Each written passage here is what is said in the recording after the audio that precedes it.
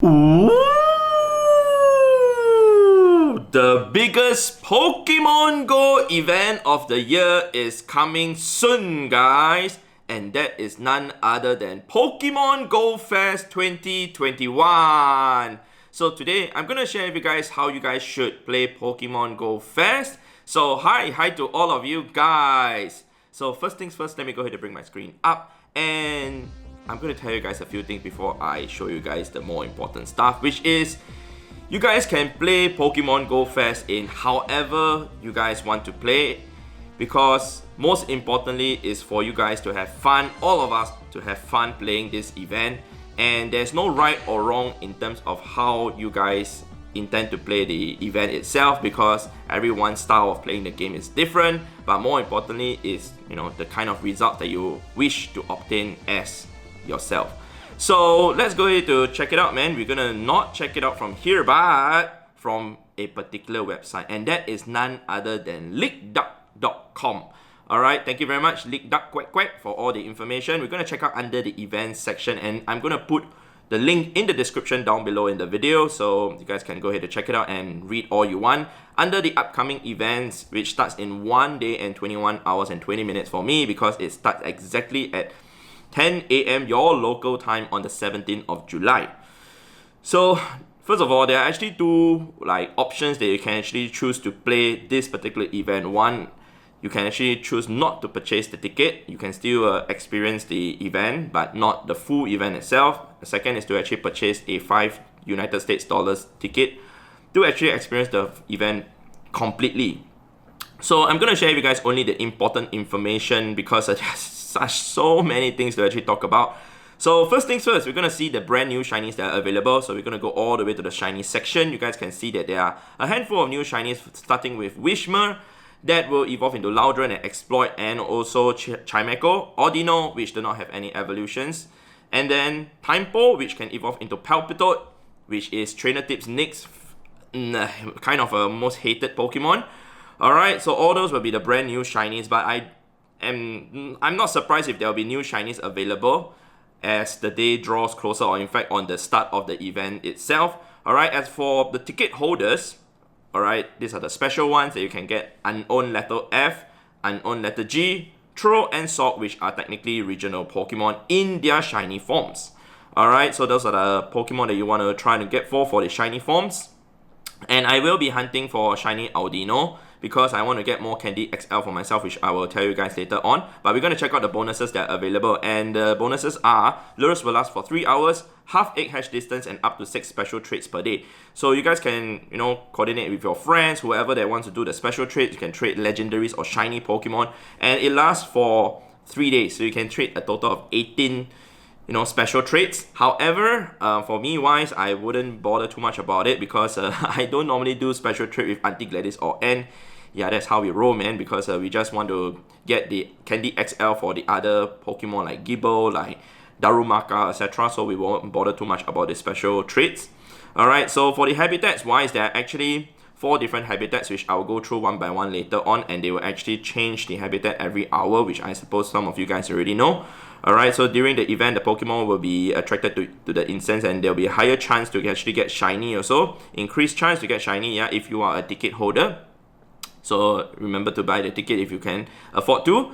Alright, so the next thing that I want to talk about is the Popstar and Rockstar Pikachu. The Popstar Pikachu, it will know the move Draining Kiss, whereas for the Pikachu Rockstar will know the move Meteor Mash. Both, they are not really too good, because Pikachu itself, generally speaking, it's not really a good Pokemon to begin with.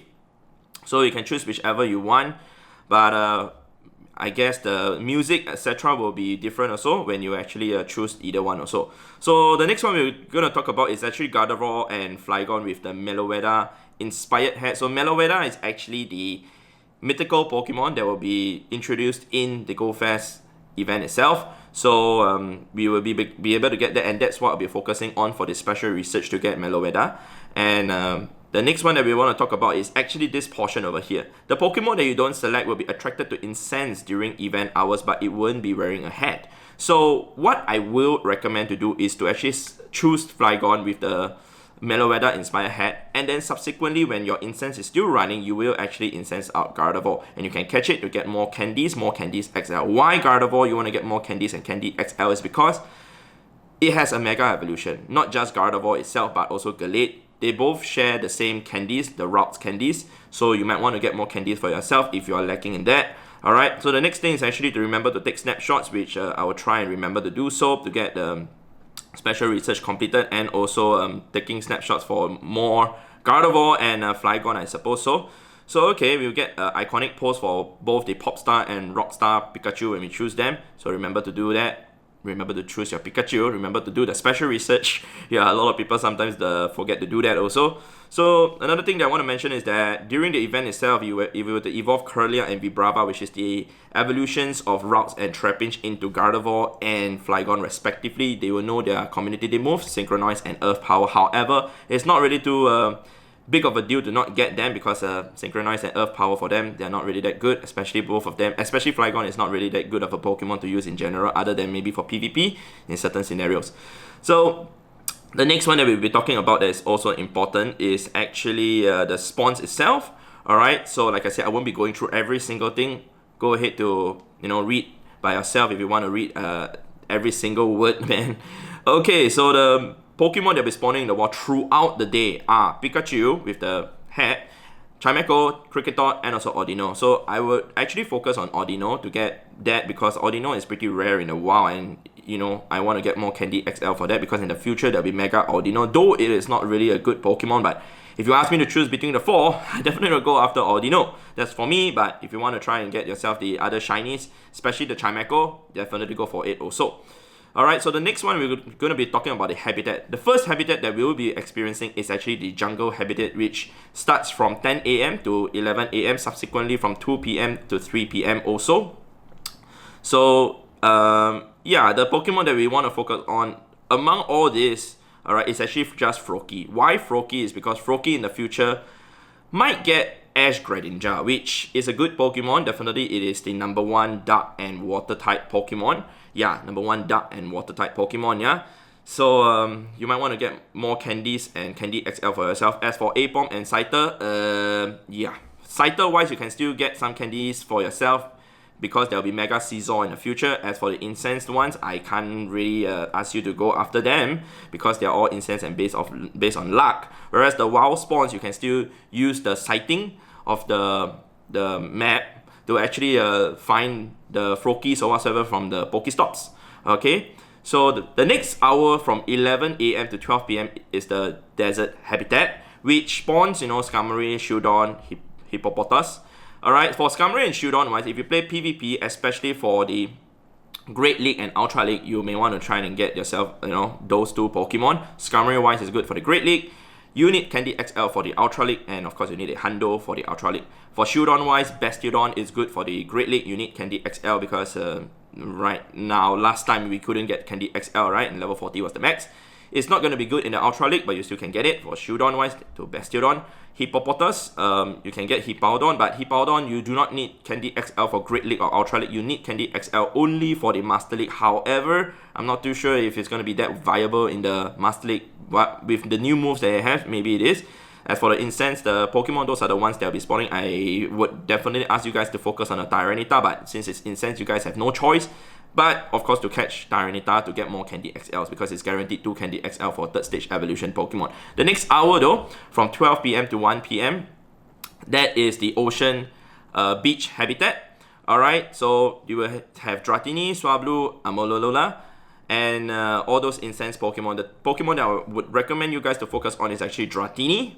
Alright, Dratini Candy XL is still pretty hard to get, and of course if you play PvP, especially if you intend to use a Dragonite in the Master League, that's what you should go for. As for the rest, not really too important, but of course if you can get yourself your shiny sword from your Incense, congratulations. So the next hour from 1 PM to 2 PM, did I say correctly? Yeah, should be that. It's going to be the Cave Habitat, which spawns Roggenrola, Galarian Stunfisk, and also Deino in the wild. So I won't focus on Roggenrola unless you need the shiny, whereas for Galarian... Oh, what happened? Oh, okay. That wasn't supposed to happen. Whereas for Galarian Stunfisk wise, if you intend to play in the Ultra League, yes, I will recommend you to get yourself that, trade over to your friends for more Candy XL over 100 kilometers away trades, so that you get more Candy XL to power it up for Ultra League standards. As for Deno wise, yes, it is a very, very rare shiny Pokemon to you today. However, remember, you guys do not want to experience the same thing as what we experienced for Gibbo Community Day. Like we had Gibbo spawning and being in the raids last year in the Go Fest, and this year we actually had Gibbo Community Day. That's gonna happen next year, guys. Deno Community Day is definitely coming next year. So weigh your options and choose wisely. I wouldn't be going after Deno at all. I probably will just chill during this cave hour because I do not really need anything during this hour. But of course, I will still try and complete the special research, as I foresee that we need to play during all 4 of the hours to actually complete this special research for the Meloetta. So for X wise, nothing really too amazing to talk about. But who knows, there might be more Pokemon introduced into the 7 kilometer X at the start of the event itself. As for raids wise, for day 1 of the raids, yeah, we have Galarian Ponyta, Galarian Zigzagoon, and also Denos in the raid. I wouldn't recommend going after the Deno. Like I said, I explained to you guys about the Gibbo. As for the Galarian Zigzagoon, if you still want the shiny and need the shiny, go ahead to do so. It's not really too good to actually get a Hundo Obstagoon, because a Hundo Obstagoon, you don't really need it for the Master League or whatever purpose. Yeah, level 50 Obstagoon maxes out at 2999 CP. So it's not really that useful or that strong in the Master League, but who knows, you can have a bit of fun in the Premium Master League when it comes back again, maybe in Season 9. Alright, as for the Galarian Ponyta, yeah, if you want the shiny, go after it, My Little Pony. As for the 3-star rates wise, don't ask me why is Galarian Weezing in there. I will not do that rate. As for Hitmontop, you can still do that. It's still a pretty good Pokemon to get for the Great League. And also Cranidos. Cranidos is a Pokemon that if you intend to raid it, you can still consider to do that, because Cranidos Candy XL will be really, really good. Especially Cranidos is still the #1 Rock-type attacker right now, even surpassing Shadow Tyranitar. Alright, so of course the next one is the Tier 5 raids, which Mewtwo will be in raids for 1 week, starting from the 16th of July all the way to 23rd of July. Basically, even 1 day before Go Fest itself, Mewtwo will be in raids. So I wouldn't recommend focusing on Mewtwo during this particular day itself, because you still got 6 other days, not including day 2 of the Go Fest itself, to actually raid Mewtwo. So you got 5 full days to actually raid Mewtwo. That's assuming no other raid boss comes in also. Yeah, so I wouldn't recommend raiding Mewtwo, but to focus to do other things, like completing the special research and catching the more important Pokemon also. As for the Mega raids, it'll be Mega Gengar. That's what you can use to counter Mewtwo. Really awesome. You can get energy for that. Okay, so we're going to go into day 2 of the Go Fest, which are the raids. Alright, the raids portion, which I can show you guys from over here, but to give you guys a clearer summary later, I'll show you guys from the Pokemon Go app itself. Alright, so these are the details. You guys can go ahead to read by yourself. Same thing. The bonuses, the lures will last for 3 hours, half egg hash distance, and also 6 special traits per day. Remember that. So I won't read through everything, but I just want to inform you guys that there'll be an extra 10,000 XP per raid when you complete the raid battle, which is really awesome. And of course, you get extra raid passes when you spin the photo disc. Those are the ones that you can use in person. And the time research will get you also 8 remote raid passes and also a free bundle remote raid pass. So that's a total of 21 passes if you actually purchase the ticket. Remember, this is for the ticket holders only, yeah? Alright, so do that. Okay, that's kind of screwed up. I should have slide to the left. Alright, so spawns wise is still the same. Jungle habitat, blah blah blah blah blah, which I've already gone through with you guys. But let's go ahead and check out the raids wise, man. Okay, over here, make things so much easier for us. We're gonna go under here, we're gonna type the first hour, which is the win hour. Alright, so I'm gonna type .win. I'm gonna sort by number. And you guys can see these are all the Pokemon. There are a total of 9 Pokemon that you can actually raid during that first hour, which lasts from 10 AM to 11 AM and then 2 PM to 3 PM. So what I would recommend out of all these 9 Pokemon, I won't go through them individually though, but those that you guys can see that I have shiny of, like shiny Mewtwo, shiny Ho-Oh, shiny Latios, Regigigas, the Giratina, Cresselia, and also Virizion, they all have shiny available. However, the only one that do not have shiny available is actually Tornadorus. Okay, so if you need the shiny, of course go after them. I wouldn't stop you and say, hey, you should not be raiding, example, like Regigigas, because it is not that useful for whatever purpose and you should not raid that. But if you want for the shiny, well, there's no stopping you. You can rate whatever you want. Remember, it's to have fun and, you know, not be like so stressed about rating certain Pokemon. So anyway, these are the top 4 Pokemon that I would recommend to go after. Starting off with Giratina, Altered Form Giratina. Why Altered Form Giratina? Is because it is really strong in the Master League and Ultra League, and you need Candy XL not just for the Altered Form Giratina, but also the Origin Form Giratina. So there'll be a lot of ratings to do to get both to, you know, I guess to level 50 if you want the Candy XL. Though I predict it will be coming after on the part 3 of the Ultra bonus, which I did not go too much into detail. Okay, but it's okay. I will explain to you guys later on when we get into Dialga and Palkia.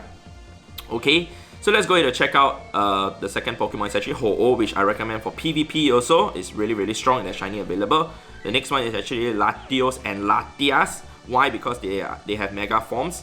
Of course, if you don't want to rate the Latios and Latias, it's also totally fine. As why I didn't recommend Mewtwo is because, like I said, Mewtwo will be out during the whole period of that 1 week before and after Go Fest, so you may not want to focus on that. Alright, so the next hour is actually the Lava Hour, okay, which I'm going to sort my number again. You guys can see that it starts from 11 AM to 12 PM, 3 PM to 4 PM. So the Pokemon that I really recommend to focus on, alright, they are listed over here, but these are all the Pokemon available, starting from Moltres all the way to Yveltal. I wouldn't recommend going after Yveltal and also Landorus because they just recently came in rates, and yeah, you guys can see my Candy XL is still a lot. So I know for a fact that a lot of people would have rated for 8 already, so I wouldn't recommend for 8. As for the ones that I really recommend, okay, are all these 4. The first one is Moltres. Why Moltres? Is because Moltres is still the number 1 fire type attacker, not counting Mega Pokemon Mega Charizard. Yeah, and it's a really strong flying type Pokemon to use also. So you want to go after this and to max out a Shadow Moltres if you can afford to do so. Yeah, so that's why I recommend that. The second is actually Entei, being the second best Shadow legendary Pokemon, fire type Pokemon, alright, and Shadow, yeah.